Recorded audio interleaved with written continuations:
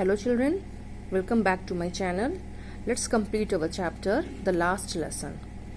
Then from one thing to another, M. Hamel went on to talk of the French language. फिर उसके बाद एक के बाद दूसरी एम हैमल फ्रेंच लैंग्वेज की जो इम्पोर्टेंस है उसकी क्वालिटीज़ के बारे में बताने लगे. Saying that it was the most beautiful language in the world. वो क्या बता रहे थे कि फ्रेंच लैंग्वेज जो है वो दुनिया की सबसे खूबसूरत लैंग्वेज में से एक है. The clear is the most logical. बहुत क्लियर है, बहुत लॉजिकल है. Underline these points because these are the most important points of your book. इससे क्वेश्चंस आपके एग्जाम में बनते हैं कि वो क्या कैरेक्टरिस्टिक शो करना चाह रहे थे एम हैमल फ्रेंच लैंग्वेज की. तो इस तरह के क्वेश्चंस आपके एग्जाम में बनते हैं. या इन लाइंस को देख करके ये पूछा जा सकता है ये लाइन क्या शो कर रही एम हैमल के नेचर के बारे में, उनके अटैचमेंट के बारे में related to French language. That we must guard it among us and never forget it. That we must guard it. कि हमें इसको बचा के रखना हो चाहिए अपने साथ, अपने पास. and never forget it. और हमको ये लैंग्वेज कभी भी नहीं भूलनी चाहिए. Because when a people are enslaved, क्योंकि जब कोई enslaved होता है, गुलाम होता है, जब कोई इंसान गुलाम बन जाता है, as long as they hold fast to their language, और जब तक वो अपनी लैंग्वेज को होल्ड करे रहते हैं, अपनी लैंग्वेज के साथ कनेक्ट रहते हैं, it is as if they had the key to their prison. तो इस तरीके से है जैसे ये उनके लिए उस प्रिजन से, उस कैद खाने से आजादी की चाबी है. मतलब कि जब तक आप अपनी लैंग्वेज के साथ कनेक्ट हो, लाख कोई देश किसी दूसरे देश को गुलाम बना ले, लेकिन जब तक आप अपनी लैंग्वेज के साथ कनेक्ट हो, आपको मेंटली आपको कोई अपना इंस्लेव नहीं कर सकता. आपके अंदर आजादी की एक उम्मीद रहती है. Then they opened a grammar and read us a lesson. फिर उन्होंने ग्रामर की बुक खोला और हमारे लिए एक लेसन पढ़ा. I was amazed to see how well I understood and I was shocked. France कह रहा है मैं बिल्कुल शॉक्ड थे देख के कि मैं बहुत अच्छे से उस चैप्टर को समझ रहा था. All he said seemed so easy. वो जो भी कुछ कह रहे थे, जो भी कुछ समझा रहे थे, वो बहुत आसान लग रहा था. So easy, so easy. I think to, मैं ऐसा सोच रहा था that I had never listen so carefully, कि शायद मैंने कभी इससे ज्यादा केयरफुली पढ़ने की, समझने की चीजों को कोशिश ही नहीं किया था फ्रेंच लैंग्वेज को. That he had never explained everything with so much patience. और ये भी हो सकता है कभी उन्होंने इतने पेशेंस के साथ, इतने धैर्य के साथ, इतने अच्छे से लैंग्वेज को कभी समझाया ही नहीं था. It seemed almost as if the poor man wanted to give us all he knew. ऐसा लग रहा था जैसे पुअर मैन कौन है यहाँ पे? M Hamel. तो एम हैमल हम लोग को वो सारी नॉलेज दे देना चाहते थे जो उनके पास थी. And to before going away and to put it in all into our head in one stroke. जो बिफोर गोइंग अवे मतलब यहाँ से जाने से पहले, हम लोग को छोड़ के जाने से पहले, इस कंट्री को छोड़ के जाने से पहले, एंड टू पुट इट, और उसको भर देना चाहते थे हमारे दिमाग में एट वन स्ट्रोक, मतलब एक ही बार में. Because it was the last lesson. आज के बाद उनको दोबारा मौका नहीं मिलेगा. आफ्टर द ग्रामर के बाद we had a lesson in writing. हम लोग ने राइटिंग पर एक लेसन किया. That day M Hamel had new copies for us. उस दिन एम हैमल हम लोग के न्यू कॉपीज लेकर के आए थे. Written in a beautiful round hand. बहुत अच्छी राउंड हैंड, बहुत अच्छी गुड हैंड राइटिंग में लिखा हुआ था. फ्रांस अल्सेस ये पूरे में लिखा हुआ था. They looked like little flag floating everywhere. ऐसा लग रहा था कि जैसे कि छोटे से छोटे जो फ्लैग्स हैं वो पूरे में तैर रहे हैं, पूरे में लगे हुए हैं. इन द स्कूल रूम में. Hung from the rod at the top of our desk. ऐसा लग रहा था कि हमारे डेस्क के ऊपर एक रॉड पे लगा के फ्लैग लगा दिया गया है, वो पूरे में दिख रहे थे. You ought to have seen how everyone set to work. और आप देख सकते हैं, आप यू यहाँ पे आप यानी आप, ये रीडर्स के लिए यूज हुआ है, हम लोगों के लिए.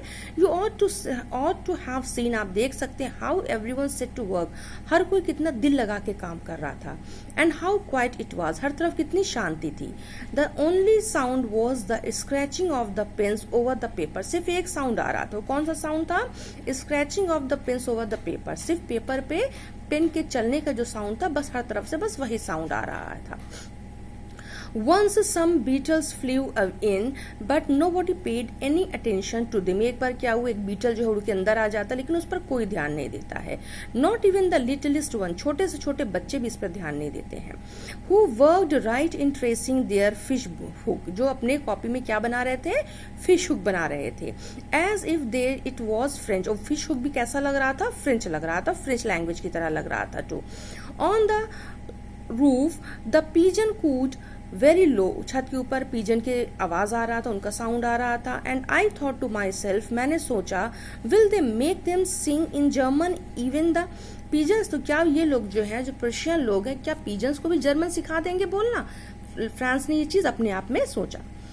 When ever I looked up from my writing, जब भी मैं सर उठा के, फ्रॉम माई राइटिंग मतलब लिखते हुए बीच में से मैं जब भी सर उठा के ऊपर देखता, I saw M Hamel sitting motionless, तो मैं क्या देखता कि एम हैमल बिल्कुल मोशनलेस मतलब without any making any movement, वो मोशनलेस बैठे हुए थे in his chair and gazing first at one thing, और वो देख रहे थे, बहुत ध्यान से देख रहे थे. गेजिंग पहले एक चीज के ऊपर देख रहे थे, देन एट अनदर, फिर दूसरी चीज के ऊपर देख रहे थे. यहाँ पे ये लाइन क्या शो कर रही है, उनका अटैचमेंट शो कर रही है, उनकी यहाँ पे मेंटल कंडीशन शो कर रही है. As he wanted to fix in his mind just how everything looked in that little school room, जैसे कि वो अपने दिमाग में फिक्स करना लेना चाहते थे वो सारी चीजों को, किस तरीके से ये इस रूम की चीजें दिखती है. जैसे होता नहीं, कहीं से बहुत ज्यादा आप अटैच हो और उस जगह को छोड़ के आप जा रहे हो और आपको पता है कि आप कभी यहाँ वापस नहीं आओगे, तो वो उस तरह से हर चीजों को वो अपने दिल दिमाग में बैठा लेना चाहते थे.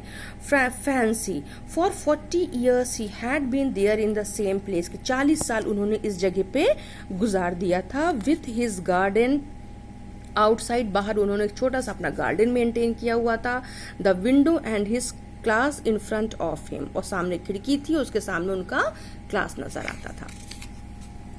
Just like that only the desk and benches had been worn smooth, सिर्फ क्या चेंज आया था, and there was no change at all, there was just one change. Just like that only the desk and benches had been worn smooth जैसे होता नहीं, कोई चीज use करते करते बहुत स्मूथ हो जाती है, तो सिर्फ वहां की डेस्क और बेंचेस जो थी वो 40 years में बहुत स्मूथ हो गई थी यूज करते करते.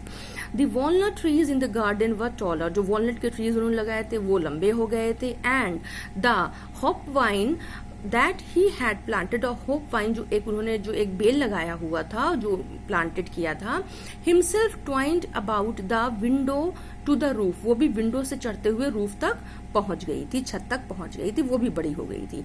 How it must have broken his heart to leave at all, कि उनको कितना दुख होगा, उनका हार्ट जो है वो पूरी तरह से टूट जाएगा, उनका दिल, कि जब वो इन सब चीजों को छोड़ के जाएंगे, it will be so difficult for him. Poor man, बेचारे. To hear his sister moving about in room above, के ऊपर से साउंड की आवाज आ रही थी, किस तरीके उसके सिस्टर जो चल रही थी उनके मूव करने की आवाज आ रही थी. पैकिंग देयर ट्रंक्स, अपने ट्रंक्स को, अपने सामान को पैक कर रही थी.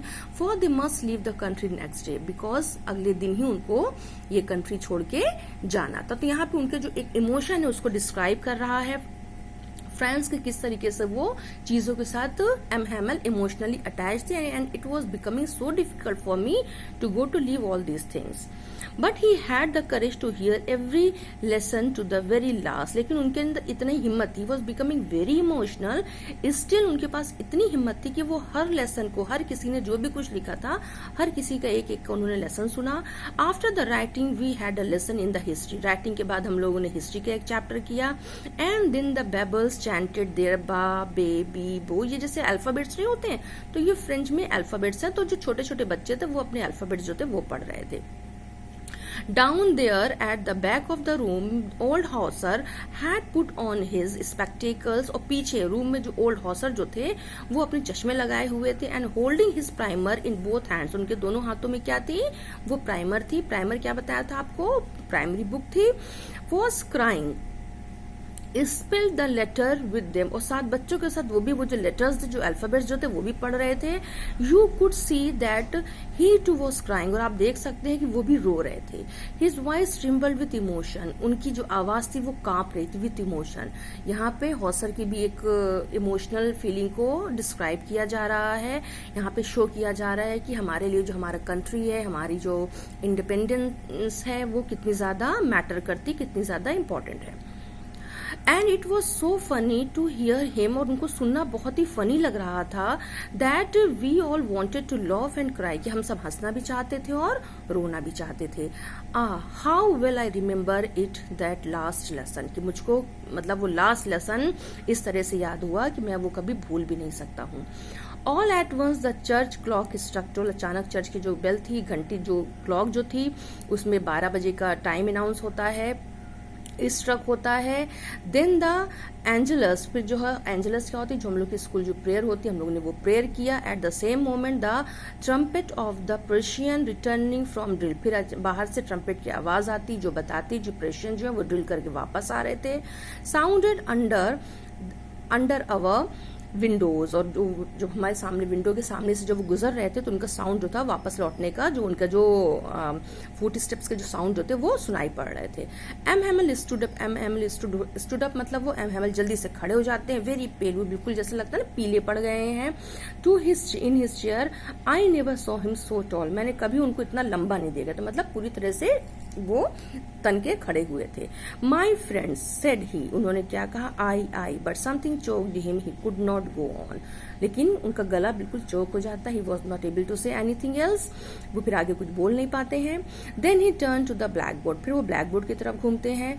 टुक अ पीस ऑफ चॉक, एक चौक की एक पीस लेते हैं. And bearing on with all his might, जो अपनी सारी bearing on with all his might मतलब अपनी सारी जो करिश थी, हिम्मत थी, उसको इकट्ठा करके he wrote as large as he could, फिर वो जितना बड़े अल्फाबेट्स में बना के लिख सकते हैं वो लिखते हैं.